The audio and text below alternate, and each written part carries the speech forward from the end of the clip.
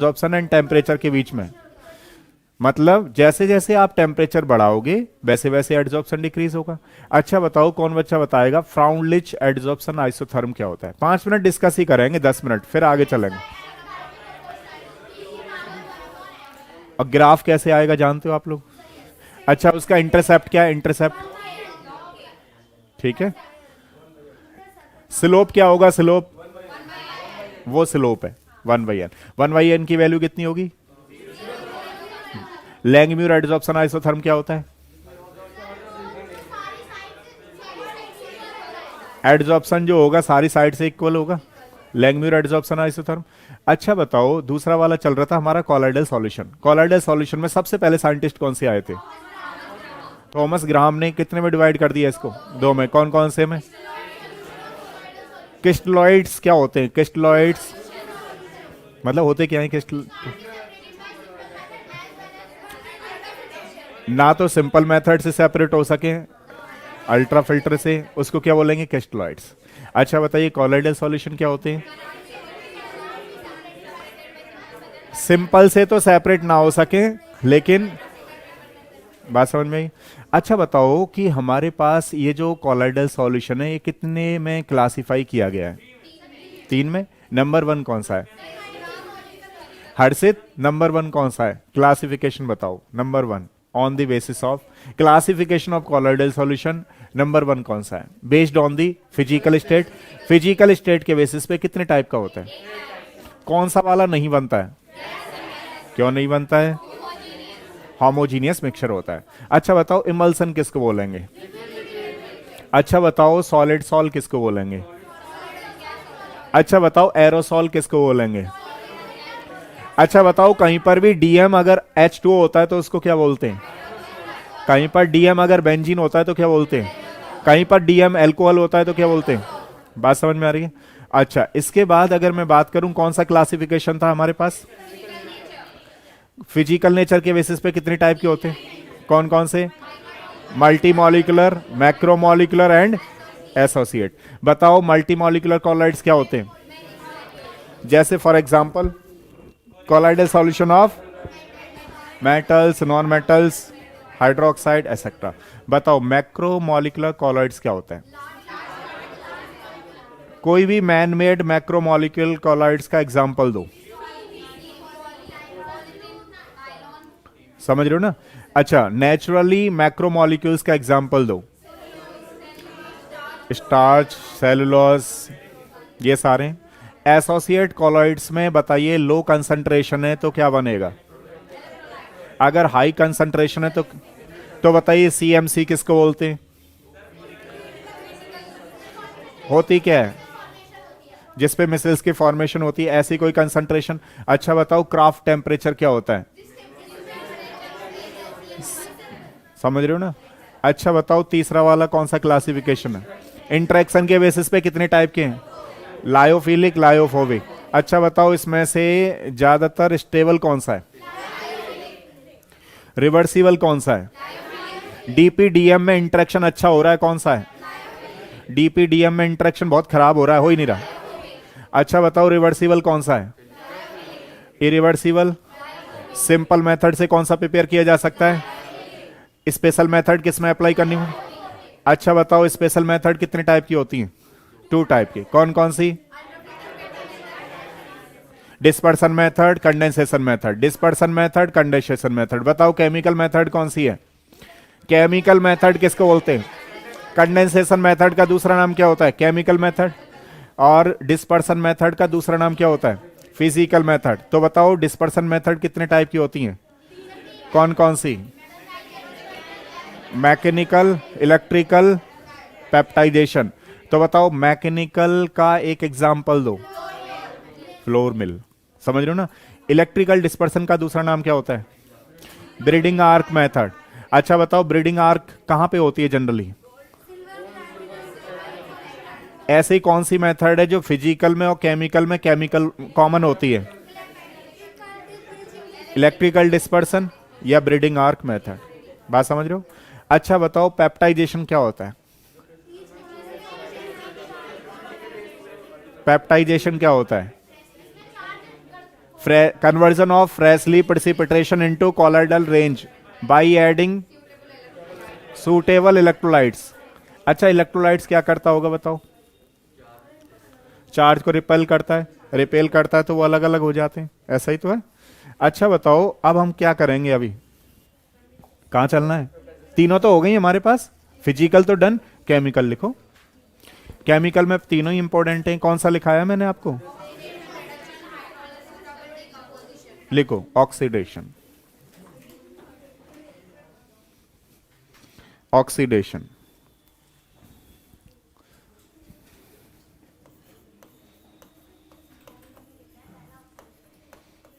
Surface chemistry है ना, में हमारे पास चल रहा है कंडेंसेशन मेथड.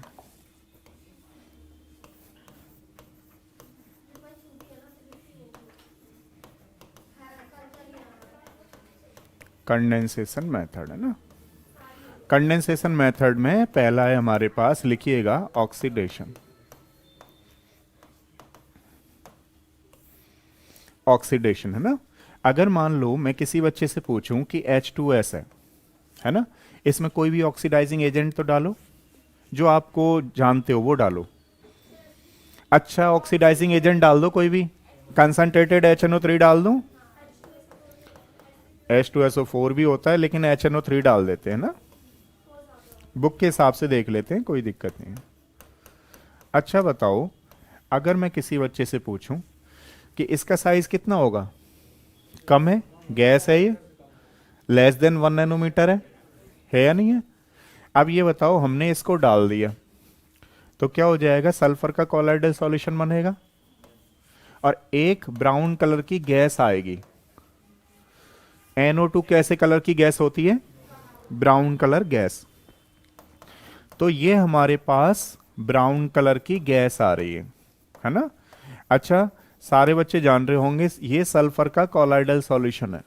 अब इसका साइज कितना हो गया होगा बताओ? अच्छा, 100 थोड़ा सा रिप्लेस कर दीजिएगा, 100 के प्लेस पे आपको 1000 ध्यान रखना है, क्योंकि कुछ एनसीईआरटी में 100 लिखा हुआ, कुछ में 1000, अभी रिसेंटली वाले में 1000, तो कोई दिक्कत नहीं है. 1000 नैनोमीटर समझिएगा. तो बताओ इसका कितना होगा पार्टिकल साइज? सल्फर आ गई है वाटर में, ठीक है, तो ये क्या बना बोलो? सल्फर का कॉलॉइडल सॉल्यूशन. और कौन सी गैस निकल रही है इसमें से? ये हम लोग पी ब्लॉक एलिमेंट में करने वाले हैं. अगर मैं किसी बच्चे से पूछूं बताओ इस गैस का कलर क्यों होता है, कलर क्यों आता है, तो कौन बच्चा बताएगा? इसका ब्राउन कलर क्यों आता है, तो आप क्या कहोगे? Odd number of electron. इसमें एक अनपेयर्ड इलेक्ट्रॉन होता नहीं होता है? जिसमें भी अनपेयर्ड इलेक्ट्रॉन होता है वो डाइमर बनाता है. तो ये NO2 डाइमर बनाता था नहीं बनाता था? N2O4. नहीं बात समझ में आई? तो अगर आपसे कोई पूछे कि बताओ ये क्यों कलर दे रहा है, तो आप क्या कहोगे आंसर में? Number of unpaired electron. बात समझ में आई नहीं आई? एक बार नोट करिएगा. ऑक्सीडेशन में लिखना कुछ नहीं है, रिएक्शन आपको समझनी है. ये रिएक्शन आएगी, आपको ये बताना है कि इसका क्या हो रहा है. ऑक्सीडेशन किसी बच्चे को समझ में नहीं आए पूछ लेना. देखो हमने क्या किया, ये जो आप HNO3 देख रहे हो ना, उसको हम ऑक्सीडाइजिंग एजेंट बोलेंगे. ये यहां पे ऑक्सीडेशन कर रहा है इसका. ऑक्सीडेशन में सारे बच्चे जानते हैं कि अभी यहां पे हाइड्रोजन है या नहीं है. अब जब हाइड्रोजन हट जाएगा तो आप लोग उसको क्या बोलते थे? ऑक्सीडेशन. भाई ऑक्सीजन का जुड़ना, हाइड्रोजन का हटना, क्या बोला जाता है? ऑक्सीडेशन. तो ये ऑक्सीडेशन है.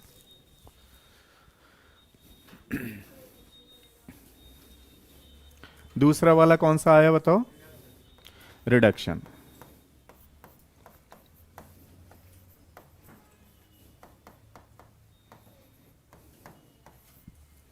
रिडक्शन.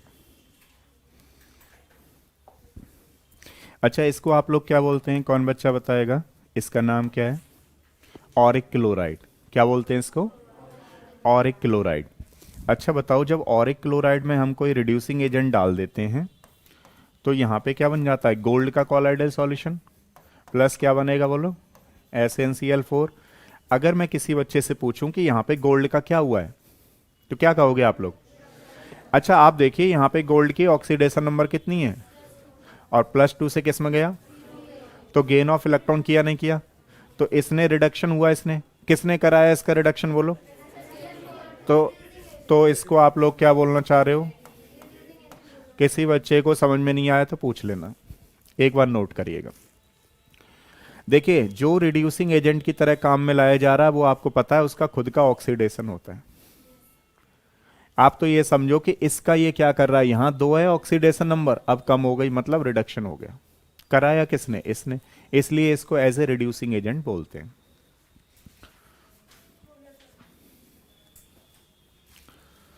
ये इसका नाम लिख लेना है ना, कई बार पूछ लेता है ये क्या चीज है, लिख लीजिएगा, ऑरिक क्लोराइड।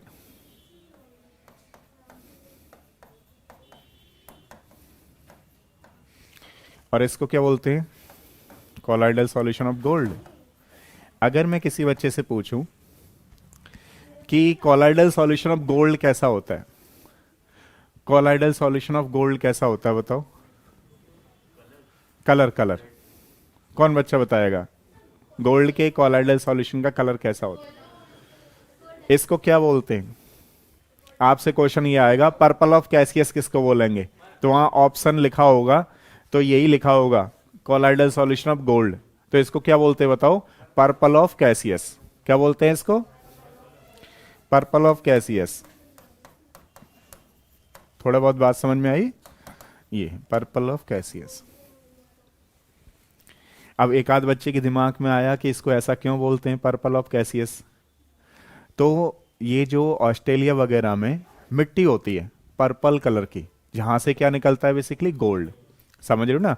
अच्छा, आपको पता है सारे बच्चों को कि यूएई वगैरह में गोल्ड की रिफाइनरी लगी हुई है, और हमारे इंडिया के लोगों ने वहां पे, गुजरात के लोगों ने वहां पे रिफाइनरी लगा दी है।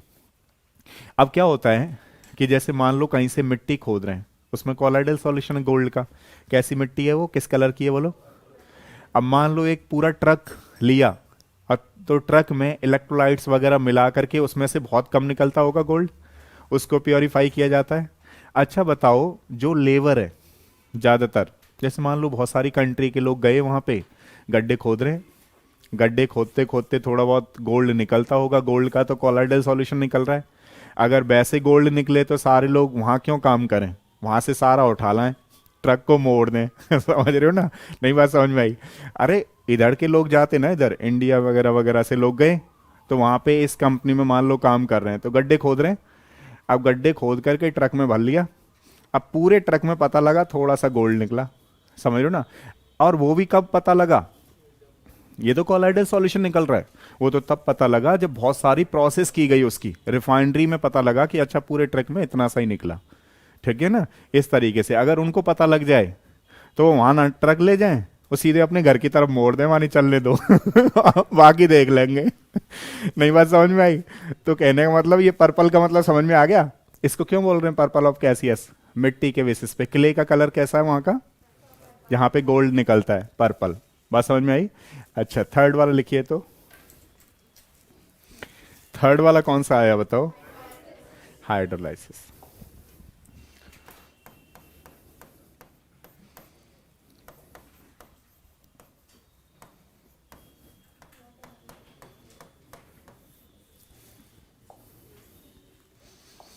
अब देखो, जैसे मान लो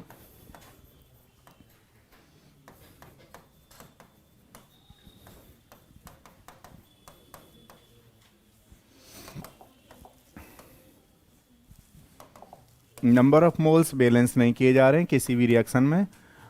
ये तो जनरली हो जा रहे हैं, लेकिन ज़्यादातर नंबर ऑफ मोल्स, जैसे इसमें हम नहीं कर रहे हैं नंबर ऑफ मोल्स बैलेंस, तो इसका आप विशेष ध्यान रखिएगा कि कोई ऐसी दिक्कत नहीं है। हिट एंड ट्रायल मेथड से मैंने आपको करा रखा, और भी करा दूंगा मैं। अब देखो, ये क्या है? इनसॉल्युबल।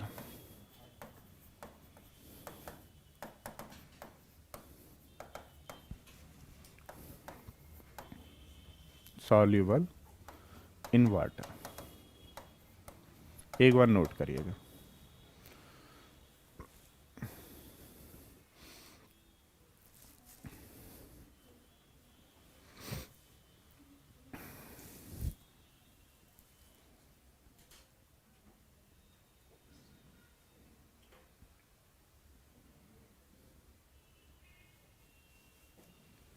थोड़ी बहुत बात समझ में आई? दो रिएक्शन को वैसे ही लिख लो आप लोग। एक को लिख लो डबल डिकम्पोजिशन, वैसे है नहीं लेकिन फिर भी लिख लो डबल डिकम्पोजिशन। दूसरा लिख लो आप लोग ब्रीडिंग आर्क मेथड। जनरली ये तीनों एग्जाम्पल इंपॉर्टेंट थे। बाकी दोनों रिएक्शनों को वैसे ही लिख लो आप कि एक इसमें डबल डिकम्पोजिशन होती है, एक इसमें ब्रीडिंग आर्क होती है। डबल डिकम्पोजिशन तो जानती हो आप लोग, 10th क्लास में पढ़ी थी रिएक्शन। कोई एक एग्जाम्पल बता सकते हो? जहां आपने लिखा वहीं एक एग्जाम्पल लिखा देते हैं। डबल डिकम्पोजिशन का कोई बेस्ट एग्जाम्पल लिख लो वहां पे दो, एक तो ब्रीडिंग आर्क मेथड लिख लो, एक डबल डिकम्पोजिशन लिख लो। तो डबल डिकम्पोजिशन का कोई बेस्ट एग्जाम्पल बताओ, कौन बच्चा बता रहा है? बताओ डबल डिकम्पोजिशन का कोई भी बेस्ट एग्जाम्पल कौन सा होगा, बता सकते हो? चलो इसको लिख करके लाना एक बार, ठीक है। डबल डिकम्पोजिशन रिएक्शन उसमें एनसीईआरटी में लिखा हुआ है, एक बार लिख लेना, इंपॉर्टेंट नहीं है। अच्छा ये हमारे पास कितनी मेथड हो गई? 3 हो गई। कौन कौन सी बताओ? एक हो गया हमारे पास ऑक्सीडेशन, दूसरा वाला कौन सा हो गया? रिडक्शन, तीसरा वाला कौन सा हो गया हमारे पास? हाइड्रोलिसिस, है ना। प्योरिफिकेशन कितने तरीकों से किया जाता है, कौन बच्चा बताएगा? 2। Number 1 dialysis. डायलिसिस में क्या होता था? डायलिसिस में क्या होता था बताओ? तो जिनका पार्टिकल साइज 1 नैनोमीटर से कम होता था वो मेम्ब्रेन से आउट हो जाते थे, और जिन पार्टिकल का साइज 1 से 1000 नैनोमीटर होता था वो मेम्ब्रेन के अंदर रहते थे। बात समझ में आ रही है? अब लिखिएगा प्रॉपर्टीज ऑफ कॉलॉइडल सॉल्यूशन। अब हम इंडिविजुअल प्रॉपर्टीज कर रहे हैं, ध्यान रखना। Properties of colloidal solution.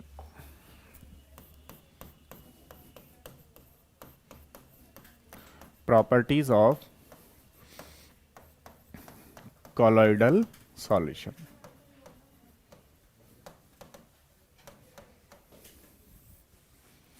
Properties of colloidal solution में नंबर 1 नेचर। अब देखो, अब कोई बच्चा कहेगा सर हमने तो ये कर लिया है। नहीं, कर तो लिया है, लेकिन कब किया था बताओ? कंपैरेटिव स्टडी की थी हमने। कब क्या किया था हमने उस समय? Comparative study. किसके साथ कंपैरेटिव स्टडी की थी हमने? ट्रू सॉल्यूशन के साथ, सस्पेंशन के साथ और कॉलॉइडल सॉल्यूशन। अब हम कैसा कर रहे हैं बताओ इसका? इंडिविजुअल। कौन सी प्रॉपर्टीज चलेंगी इसकी? तो बताओ इसका नेचर कैसा होता है? कॉलॉइडल सॉल्यूशन का नेचर कैसा होता है बताओ? हेट्रोजीनियस, ये इसका नेचर है। दूसरा, अपीयरेंस कैसी होती थी इसकी बताओ तो? ट्रांसल्यूसेंट।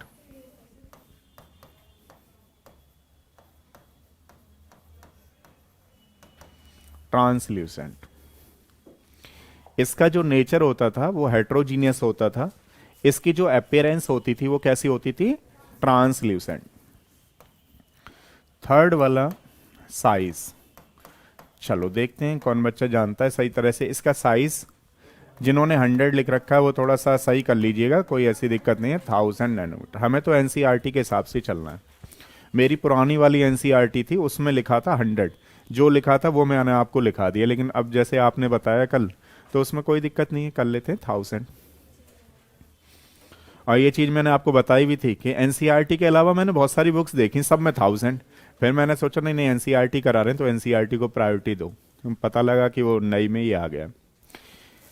अब देखो, अब मैं आपसे पूछ रहा हूं एंगस्ट्रॉम में, इसका एंगस्ट्रॉम बताओ तो कितना आएगा? 10 से 10,000। वेरी गुड, एंगस्ट्रॉम हो गया। मीटर तो बताओ, मीटर 6 से 9 मीटर हो गया। सेंटीमीटर बोलो। ये क्वेश्चन सारे आ चुके हैं, एंगस्ट्रॉम में क्वेश्चन पूछा जा चुका है, मीटर में पूछा जा चुका है, ध्यान रखना। सेंटीमीटर बोलो। Very good.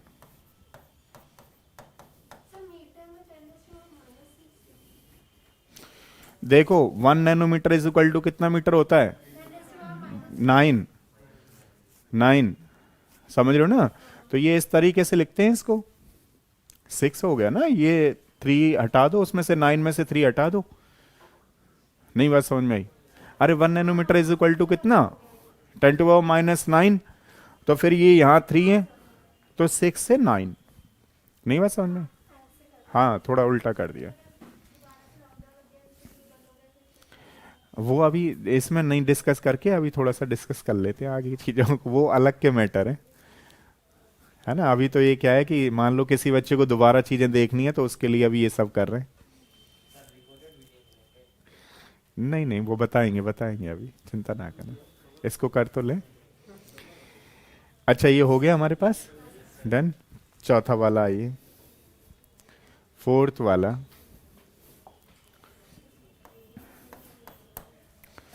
नेचर हो गया इसका। अच्छा, प्योरिफिकेशन तो बताइए, कोलाइडल सॉल्यूशन को कैसे प्योरीफाई करते हैं? प्योरिफिकेशन बोलो। हाँ, डायलिसिस। और दूसरा वाला कौन सा होता है हमारे पास? Ultra filtration. Ultra filtration,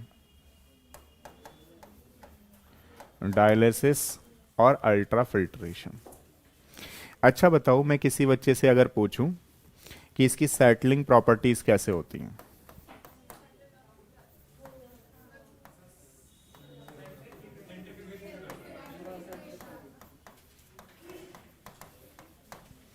settle down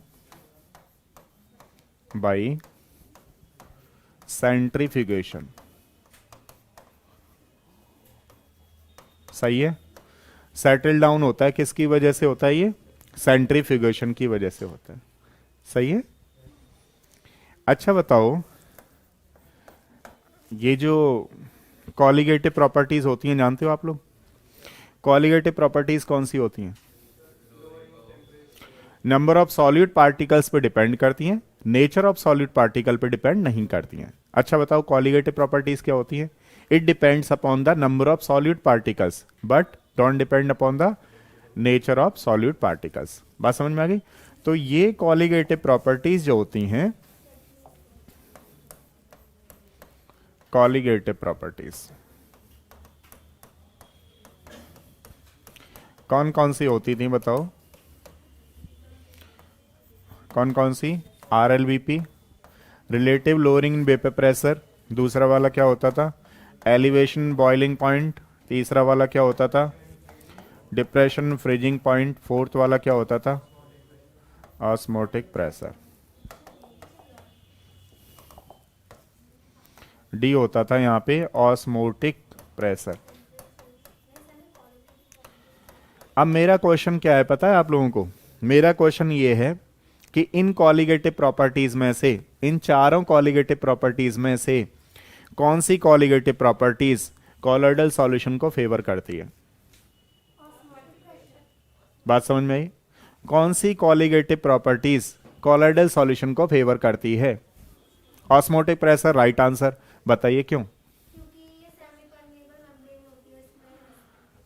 semi permeable membrane होती है और less number of solute particles बनते हैं इसमें, less number of solute particles बनते हैं इसमें। तो लिखिएगा, osmotic pressure will favour to the colloidal solution. Colligative properties, बहुत बार क्वेश्चन आता है कि बताइए ऐसी कौन सी कॉलिगेटिव प्रॉपर्टीज है जो कॉलोइडल सॉल्यूशन को फेवर करती है? ऑस्मोटिक प्रेशर, बिकॉज इसमें less number of solute particles बनते हैं जो कि सॉल्यूशन में डिसॉल्व होते हैं। अब इस पे हमने कुछ नहीं समझाया, ये तो होती है वहां पे सॉल्यूशन वाले चैप्टर में पढ़ेंगे हम लोग, है ना। बस ये लिख लो, रिलेटिव लोअरिंग वेपर प्रेशर होता था, elevation boiling point, depression freezing point.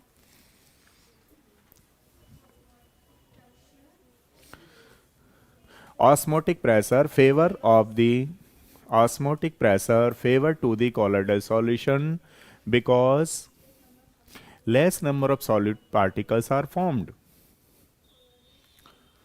जो लेस नंबर ऑफ जो पार्टिकल्स फॉर्म होते हैं वो किसमें? सॉल्यूशन में जाकर के डिसॉल्व होते हैं।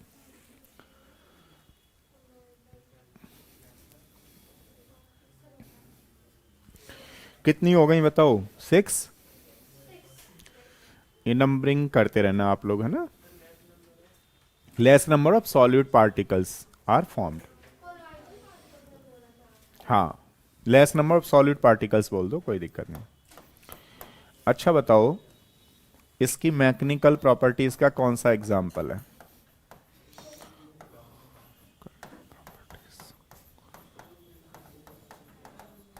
का एग्जाम्पल कौन सा होगा हमारे पास?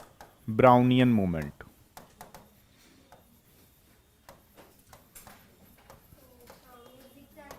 हाँ, जिगजैग मोशन वाली को हम लोग क्या बोलते हैं? Mechanical properties. मैकेनिकल प्रॉपर्टीज में लिखिएगा, बेस्ट एग्जांपल है इसका ब्राउनियन मूवमेंट। तो कैसे डिफाइन करेंगे इसको? Zigzag motion of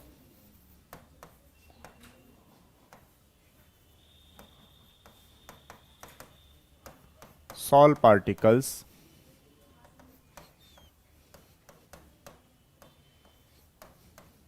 in colloidal solution. Zigzag motion of DP particles बोल दूं तो ज्यादा सही लगेगा, है ना? सॉल्व को आप थोड़ा समझ नहीं पाएंगे, दूसरे तरीके से समझ जाएंगे, तो ऐसे लिख लीजिए।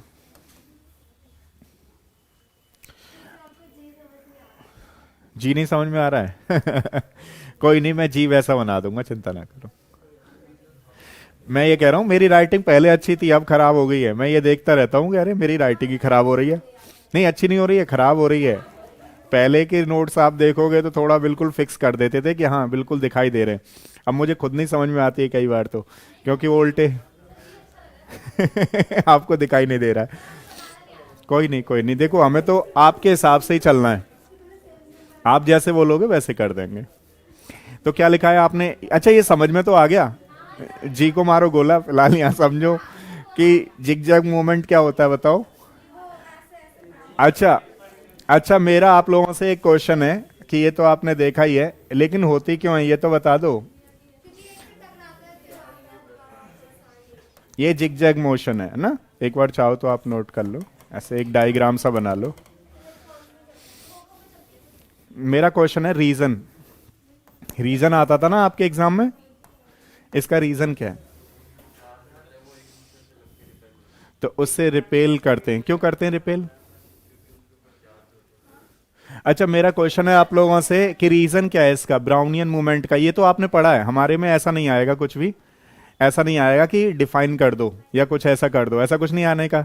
इधर रीजन पूछेगा, what is the reason of Brownian movement, तो बताओ क्या है, या फिर एप्लीकेशन पूछेगा, दो कारण पूछेगा। इसका एप्लीकेशन क्या है और क्यों कर रहे थे, उन्होंने क्यों किया होगा, एप्लीकेशन। रीजन क्या है बताओ? हाँ बिल्कुल, कम से कम 60% तक आप सही पहुंच गए। 100% आपको बताना है, तो उसके लिए एप्लीकेशन बता दो, अपने आप समझ में आ जाएगा। Stability, very good. अब देखो बिल्कुल क्लियर हो गया, ध्यान से सुनना, ध्यान से सुनो। अब जो पार्टिकल्स, जो डीपी पार्टिकल्स आराम से डीएम में डिसॉल्व हो जाते हैं, ध्यान से सुनना, जो डीपी पार्टिकल्स आराम से, अट्रैक्शन होता है कुछ डीपी पार्टिकल्स में, तो अट्रैक्शन होता है, होता नहीं होता है? तो वो डिसॉल्व आसानी से हो गए, तो वो तो स्टेबल हो गए। स्टेबल कौन नहीं होता? जो डिसॉल्व नहीं हुए। अब वो घूम रहे हैं यूं यूं यूं यूं यूं यूं, तो बात समझ में आई नहीं आई? तो इसका एप्लीकेशन क्या है बताओ? कौन सा कॉलॉइडल पार्टिकल्स स्टेबल है, कौन सा कॉलॉइडल पार्टिकल स्टेबल नहीं है, वो किसकी वजह से बता पाएंगे हम लोग? अब जो स्टेबल होगा, जो स्टेबल होगा वो तो नीचे सेटल डाउन हो जाते हैं, और जो स्टेबल नहीं होगा वो ऊपर क्या करते रहते हैं? Zigzag motion. कुछ बात समझ में आई नहीं आई? तो जिगजैग मोशन मतलब रीजन किसका था? ईच डीपी पार्टिकल्स कोलाइड कर रहे थे, इधर से डीपी पार्टिकल्स गया, उधर से डीपी पार्टिकल्स गया, तो डीपी डीपी पार्टिकल्स कर रहे थे, लेकिन कौन से वाले? जो डीएम में डिसॉल्व नहीं हो पा रहे थे, अनस्टेबल वाले। नहीं बात समझ में आई? थोड़ी बहुत बात समझ में आई? तो लिखिएगा reason, each DP particles collide to each other, each dp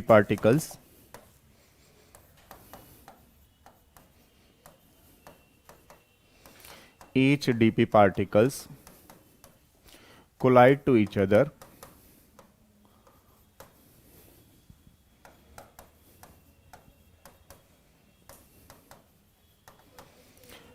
तो जो कोलाइड कर रहे हैं वो कैसे हैं? Stable, unstable? अनस्टेबल है। बात समझ में आ रही है ना? इसका लिखिएगा, application means stability of the colloidal solution. Stability of colloidal solution,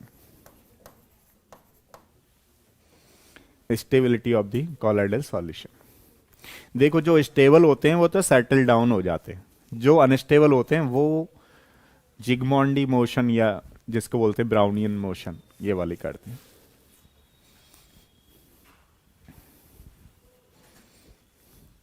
यहां तक क्लियर है? अगला वाला लिखिएगा,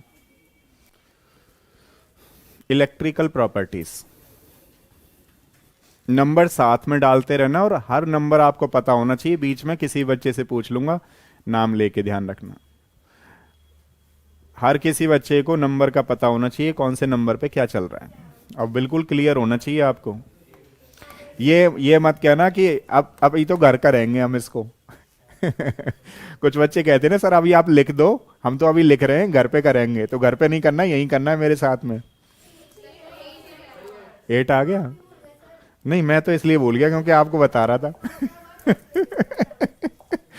हाँ बिल्कुल सही कह रहे हो। अच्छा लिखो, कौन सा आया? Electrical properties. इलेक्ट्रिकल प्रॉपर्टीज लिखिएगा।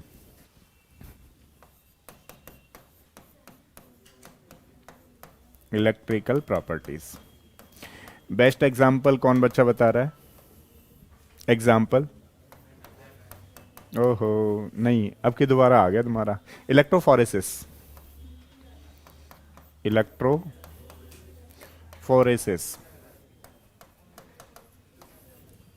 बेस्ट एग्जाम्पल कौन सा बताओ इलेक्ट्रिकल प्रॉपर्टीज का? इलेक्ट्रोफोरेसिस।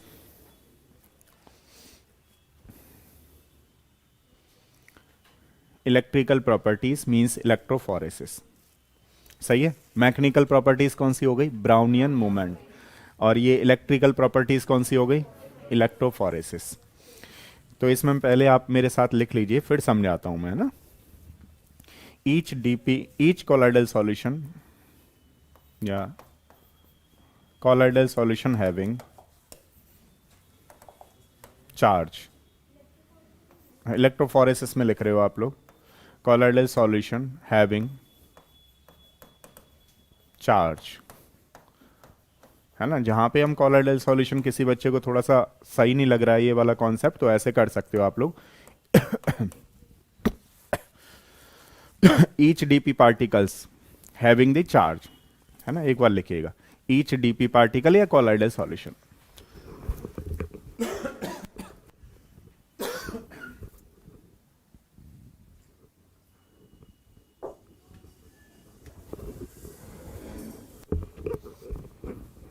क्या लिखा है आप लोगों ने?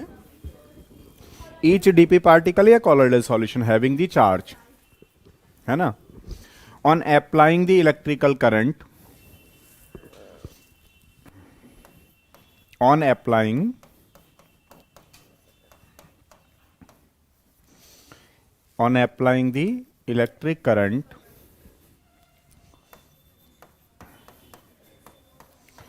applying the electric current they moves towards opposite charge electrodes.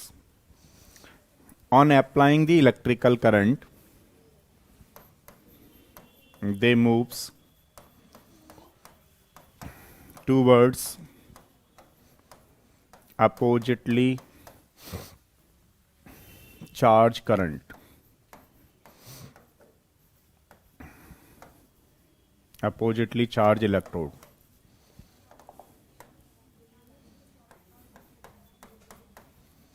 Oppositely charged electrode. Each dp particles having the charge, on applying the electric current they moves towards opposite charge electrode. बात समझ में आई? अब इसमें क्या होता है, सारे बच्चे जानते हैं, एक यू टाइप ट्यूब की ट्यूब होती है, इस तरीके से होती है ना। अब इसमें मान लो हम लोग कोलाइडल सॉल्यूशन फिल कर दें, और कोलाइडल सॉल्यूशन पे क्या होता है? चार्ज। चाहे वो ऑयल है चाहे कुछ भी है, each DP particles having the charge, ठीक है ना। तो मान लो कुछ पे नेगेटिव चार्ज होगा, कुछ पे पॉजिटिव चार्ज होगा। तो एक हमारे पास एनोड है और एक हमारे पास कैथोड है। कौन बच्चा बताएगा कि एनोड पे कौन सा चार्ज होता है? पॉजिटिव होता है। अच्छा, कैथोड पे कौन सा होता है? तो बताओ, जब हमने इसमें कोलाइडल सॉल्यूशन फिल कर रखा है तो कौन से वाले चार्ज के जो डीपी पार्टिकल्स होंगे वो इधर की तरफ मूव करेंगे? पॉजिटिव वाले कैथोड की तरफ करेंगे। करेंगे नहीं करेंगे? तो बताइए, जिन पार्टिकल्स में नेगेटिव चार्ज होगा वो किधर की तरफ माइग्रेट करेंगे? एनोड की तरफ माइग्रेट करेंगे। और माइग्रेट करने के बाद वो कोगुलेट हो जाएंगे। बात समझ रहे हो ना? कोगुलेशन का मतलब क्या होता है? प्रेसिपिटेशन। बात समझ में आ रही है नहीं आ रही है? ये अपोजिटली चार्ज माइग्रेट करते हैं, यानी कि each DP particles having the charge. Colloidal solution में हर किसी में चार्ज होता है। तो मान लीजिए अगर पॉजिटिव चार्ज सॉल्यूशन है, डीपी पार्टिकल्स है, वो किधर की तरफ जाएगा? कैथोड की तरफ। तो इसको हम लोग क्या बोलेंगे? कैटाफोरेसिस। क्या बोलेंगे उसको? कैटाफोरेसिस। मान लीजिए जिन पे नेगेटिव चार्ज है वो किधर की तरफ माइग्रेट करेंगे? एनोड की तरफ। तो उसको आप लोग क्या बोलेंगे? एनाफोरेसिस। बात समझ में आ रही है नहीं आ रही है? तो बताओ इसका एप्लीकेशन क्या होगा? कौन बच्चा बताएगा? हमारे एग्जाम में एप्लीकेशन आएगा। और कौन बच्चा बताएगा? अब जैसे आपने कल एग्जाम दिया, जितने हमने चैप्टर करा दिए उसमें एक तो कॉन्फिडेंस आ गया होगा, और क्वेश्चन वहां से आए नहीं आए वो तो एक अलग की कहानी है, लेकिन अगर जो आए होंगे वो हो जरूर गए होंगे। आए थे नहीं आए थे वो आराम से हो गए होंगे आपसे, उसमें कोई दिक्कत नहीं हुई होगी। और जिससे नहीं आए तो उसमें तो अभी दिक्कत ही होगी, क्योंकि वो प्रैक्टिस छूट रखी है। वो अब की बार ऐसा करा देंगे आप क्वेश्चन ही नहीं छोड़ोगे। ठीक है? अब मुझे ये बताओ थोड़ा सा इसका एप्लीकेशन कौन बच्चा ध्यान से देख रहा है? मतलब देख तो सारे रहे, समझ कौन रहा है? कौन बच्चा बताएगा इसका एप्लीकेशन क्या है? बताओ। चार्ज बताना। किसी भी कॉलॉइडल सॉल्यूशन पे चार्ज क्या होगा कौन बताता है? नहीं बात समझ में आई? इसका एप्लीकेशन क्या है? आप मेरे पास कोई कॉलॉइडल सॉल्यूशन ले आए, मैं क्या करूंगा? सबसे पहले आप कहना चाहोगे जी इसका चार्ज बताओ, तो चार्ज के लिए तो मुझे यही करना पड़ेगा। अगर उसमें नेगेटिव चार्ज होगा तो वो इधर जाएगा, अगर उसमें पॉजिटिव चार्ज होगा तो इधर जाएगा। नहीं बात समझ में आई? तो इसका एप्लीकेशन क्या है बताओ? एक्सप्लेन द चार्ज, या charge present on the colloidal solution या डीपी पार्टिकल्स। नहीं बात समझ में आई? इलेक्ट्रोफोरेसिस का एप्लीकेशन क्या है बताओ? Charge present on the colloidal solution. थोड़ा बहुत समझ में आया? नोट करो एक बार, इसका एप्लीकेशन करिएगा एक बार।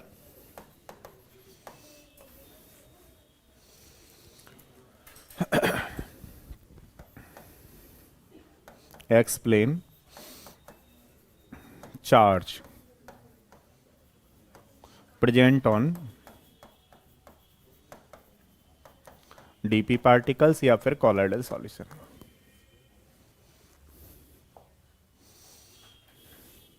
थोड़ा बहुत समझ में आया? तो बताओ इलेक्ट्रिकल प्रॉपर्टीज का बेस्ट एग्जांपल कौन सा है? इलेक्ट्रोफोरेसिस होता क्या है? इलेक्ट्रोफोरेसिस होता क्या है बताओ?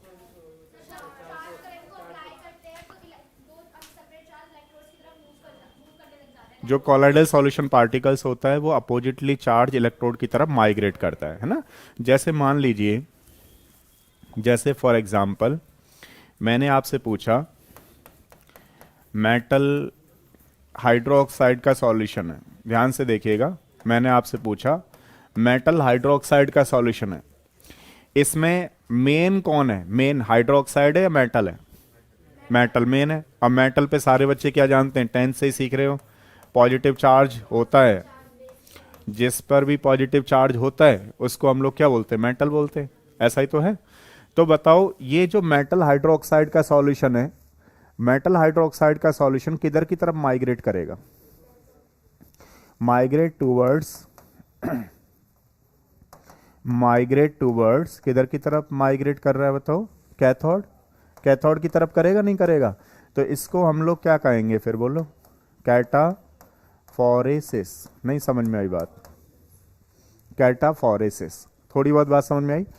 अच्छा बताओ, मैं किसी बच्चे से पूछूं कि सल्फर का कॉलॉइडल सॉल्यूशन है, कॉलॉइडल सॉल्यूशन ऑफ सल्फर, तो ये कैसा होता है? Non metal. और नॉन मेटल पे कैसा चार्ज होता है बोलो तो? नेगेटिव होता नहीं होता है? अच्छा बताइए, जब इस पे नेगेटिव होगा तो ये किधर की तरफ माइग्रेट करेगा? Migrate towards anode. और इसको आप लोग क्या बोलोगे? बोलो। एनाफोरेसिस। यहां तक किसी बच्चे को कोई प्रॉब्लम हो तो पूछ सकते हो। कैटाफोरेसिस, एनाफोरेसिस। कैटाफोरेसिस क्या होते हैं? अब मान लो आपको कहेगा कि ये पॉजिटिव चार्ज वाला सॉल्यूशन है, किधर की तरफ माइग्रेट करेगा, किधर की तरफ न्यूट्रलाइज होगा, किधर की तरफ कोगुलेट होगा, किधर की तरफ प्रेसिपिटेशन बनेगा, तो यहाँ की तरफ बनेगा, कैथोड पे बनेगा। किसी पे अगर नेगेटिव चार्ज है तो वो कहाँ पे जाएगा, एनोड पे जाएगा। कहाँ पे कोगुलेट होगा, एनोड पे होगा। कहाँ पे प्रेसिपिटेशन आएगा, एनोड पे आएगा। ये सारी बातें। तो इसको देने वाले कौन से साइंटिस्ट थे, कौन बच्चा बताएगा? इसको देने वाले कौन से साइंटिस्ट थे, उनका भी लॉ चलता है, वो हम पढ़ने वाले भी हैं, और उसमें क्वेश्चन भी आता है। हार्डी सुलजे लॉ कौन सा होता है basically? Hardy Schulze law. Hardy Schulze law क्या बोलते हैं उसको? कि जितनी ज़्यादा बैलेंसी होगी किसी पर भी, जितनी ज़्यादा बैलेंसी होगी उसका कोगुलेशन उसी की ज़्यादा होगी, जल्दी से कोगुलेशन आएगा। ऐसा ही तो है। तो इसमें एक लॉ भी लिखना है आपको साथ में। हाँ, इस वाले में ही आता था, ये जो दिया ये वाला ऊपर वाला वो दिया था हार्डी सुलजे। हार्डी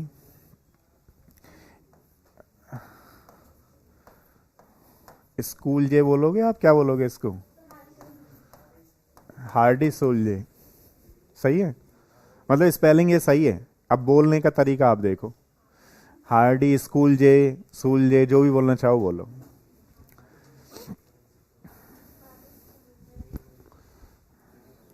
स्कूल जे लॉ लिखिएगा।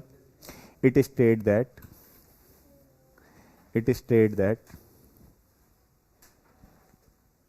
it state that more the valency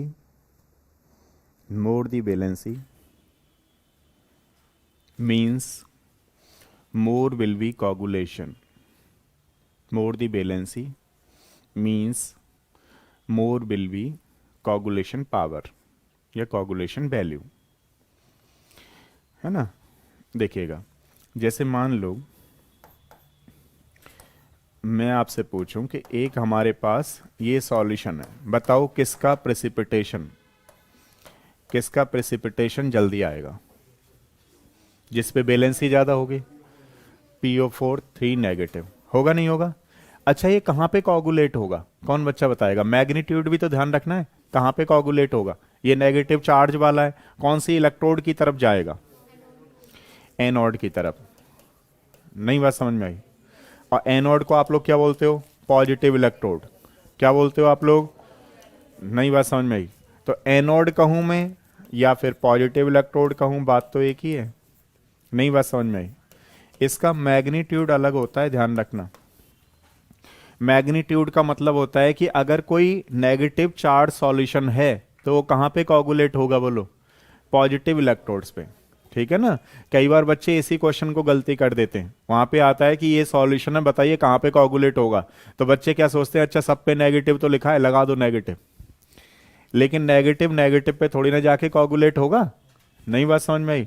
ये तो हम अभी देख रहे थे इसको, कैटाफोरेसिस एनाफोरेसिस, है ना। ऐसे क्वेश्चन पड़े हुए हैं PYQ में बहुत सारे, तो इसका आपको ध्यान रखना है। अब जैसे मान लो मैं किसी बच्चे से पूछूं कि इनका कॉलॉइडल सॉल्यूशन है, तो बताइए सबसे जल्दी प्रेसिपिटेशन किसका आएगा? एल्यूमिनियम का आएगा। लेकिन किस इलेक्ट्रोड पे आएगा वो ध्यान रखना आपको बहुत जरूरी है। ये मेटल की तो सॉल्यूशन है, कॉलॉइडल सॉल्यूशन है मेटल के, तो कोगुलेशन उसका जल्दी आएगा जिस पे चार्ज ज्यादा है, बैलेंसी ज्यादा है। वो नेगेटिव हो सकती है, पॉजिटिव हो सकती है, इट डिपेंड्स ऑन मैग्नीट्यूड। तो यहां आप बोल सकते हो कि इसका जो कोगुलेशन आएगा वो कैथोड पे आएगा, या फिर आप बोल दोगे इसको negative electrode. Hardy Schulze law, more the valency more will be the coagulation power, more the charge more will be coagulation power. अब कोई बच्चा कोगुलेशन नहीं समझ पा रहा हो तो कोगुलेशन का मतलब है प्रेसिपिटेशन आ जाना। जब आप लोग प्रैक्टिकल करते थे तो जो नीचे बैठ जाता था प्रेसिपिटेशन, उसका नाम क्या बोल रहे हैं यहां पर? कोगुलेशन। ठीक है ना, ये चीज है। अच्छा बताइए, मैं एक टेबल बनवाऊंगा आपको, ठीक है? अभी की अभी याद करनी है आपको, और याद करके सुनानी है। एक तरफ, हाँ मैं भी अपनी याद वाली लिखूंगा। जो चीज मुझे याद है वो आपको पक्का याद होगी, ध्यान रखना। जो चीज टीचर को आती है वो बच्चे को जरूर आएगी, क्योंकि समझाना तो उसे ही है। देखो पॉजिटिव चार्ज, एक टेबल बना लो छोटी सी। हाँ ये पता नहीं कहाँ रहती है। आज दूसरी जगह बैठ गई है। फिर मुझे चेंज करनी पड़ेंगी चीज़ें। पॉजिटिव चार्ज, अरे ध्यान रखा करो भैया, मॉनिटर का मतलब है आपकी जिम्मेदारी है, मैं तो अब जिम्मेदारी सौंपना चाहता हूँ बच्चों को।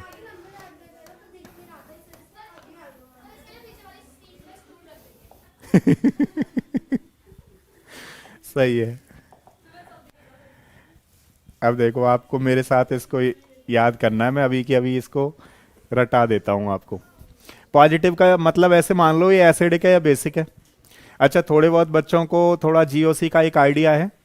अगर किसी पे पॉजिटिव चार्ज लिखा होता है ना, वो उधर इलेक्ट्रॉन विड्रॉइंग ग्रुप बन जाता है। इलेक्ट्रॉन विड्रॉइंग ग्रुप जितना ज़्यादा होता है उतना एसिडिक करेक्टर ज़्यादा होता है। आप ऐसे मान के चलो कि जो पॉजिटिव होते हैं वो कैसे होते हैं, एसिडिक। आप ये मान के चलो कि जो नेगेटिव होते हैं वो कैसे होते हैं, बेसिक। बात समझ रहे हो ना, थोड़ा सा आइडिया ले लो।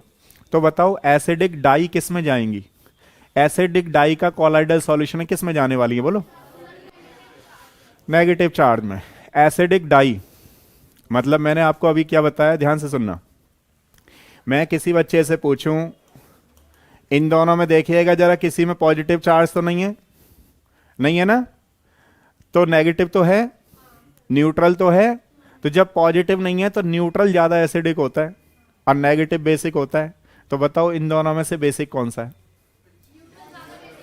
ओहो ये वाला है, न्यूट्रल ज्यादा एसिडिक होता है। दो रूल कराऊंगा उसमें, डीएनपी। एक तो एसिडिक में दो रूल चलेंगे, कौन कौन से, डिस्टेंस नंबर पावर, पढ़ा है ना, ये आपने पढ़ रखा है सारे बच्चों ने। दूसरा है, ध्यान रखना, पॉजिटिव एसिडिक का बता रहा हूं मैं आपको, पॉजिटिव के बाद न्यूट्रल और फिर क्या होता है, नेगेटिव। बात समझ में आ रही है।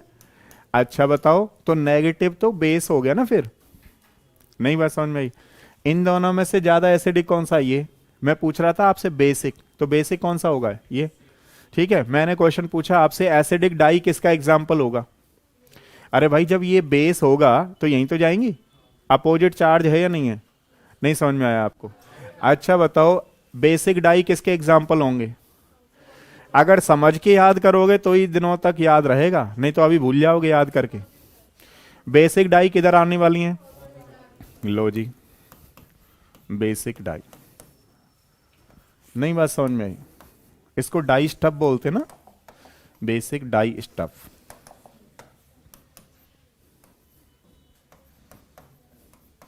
कोई बच्चा एक बेस्ट एग्जांपल बता सकता है इसका, मिथाइलिन ऑक्साइड। इसको एज इट इज याद कर लेना, बहुत इंपॉर्टेंट क्वेश्चन है।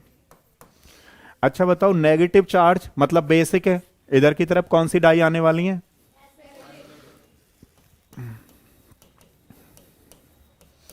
Acidic dye stuff. कोई बच्चा बताएगा इसका बेस्ट एग्जांपल कौन सा है, eosin, Congo red, Congo red. कुछ बात समझ में आई, कांगो रेड। बहुत बार क्वेश्चन इओसिन तो आपने देखा ही होगा, है ना, कलर लाते हैं। अच्छा देखो हीमोग्लोबिन बड़ा बेस्ट एग्जांपल है एग्जामिनर का, तुरंत डाल देता है हीमोग्लोबिन बताओ किसका है, positive negative neutral none of these, ऐसे डाल देता है। तो हीमोग्लोबिन किस में जाएगा, पॉजिटिव में, हीमोग्लोबिन इसमें जाता है, ध्यान रखना।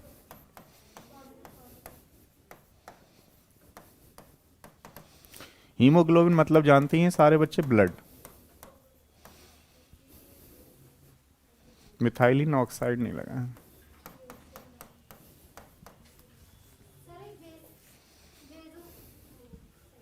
बताओ बताओ, बेसिक डाइस्टफ, एसिडिक डाइस्टफ।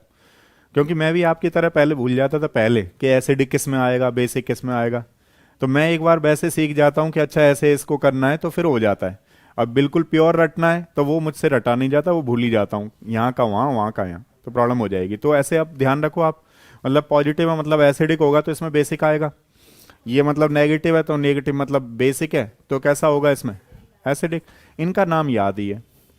अच्छा बताओ metal hydroxide, hydrated, hydrated metal oxide किसके एग्जाम्पल होंगे बताओ, हाइड्रेटेड जिसमें वाटर मॉलिक्यूल होगा, किसके एग्जाम्पल हैं? पॉजिटिव चार्ज वाले सॉल के, है ना। जैसे for example alumina dot XH2O, जैसे फॉर एग्जाम्पल क्रोमियम XH2O, जैसे फॉर एग्जाम्पल आयरन XH2O। ठीक है, मेटल हाइड्रेटेड जो ऑक्साइड होते हैं वो इसके एग्जाम्पल होते हैं। एक और है इसका जो ध्यान रखिएगा, TiO2।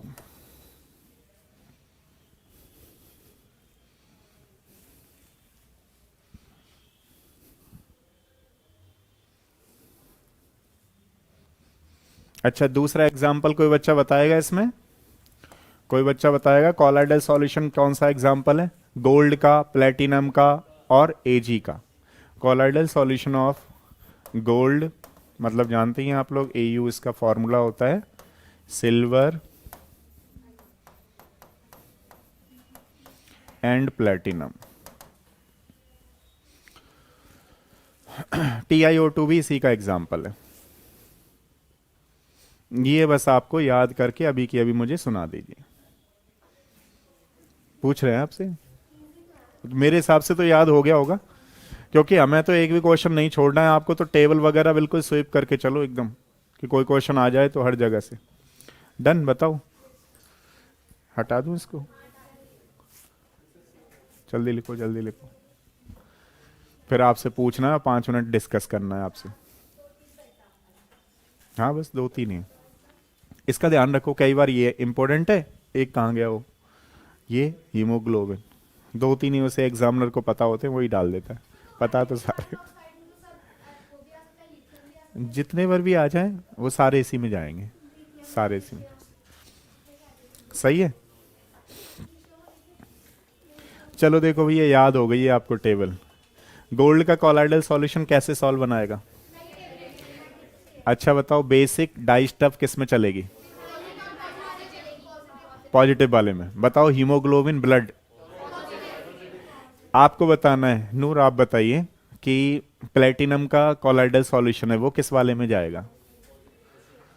नेगेटिव, नेगेटिव वाले में जाएगा।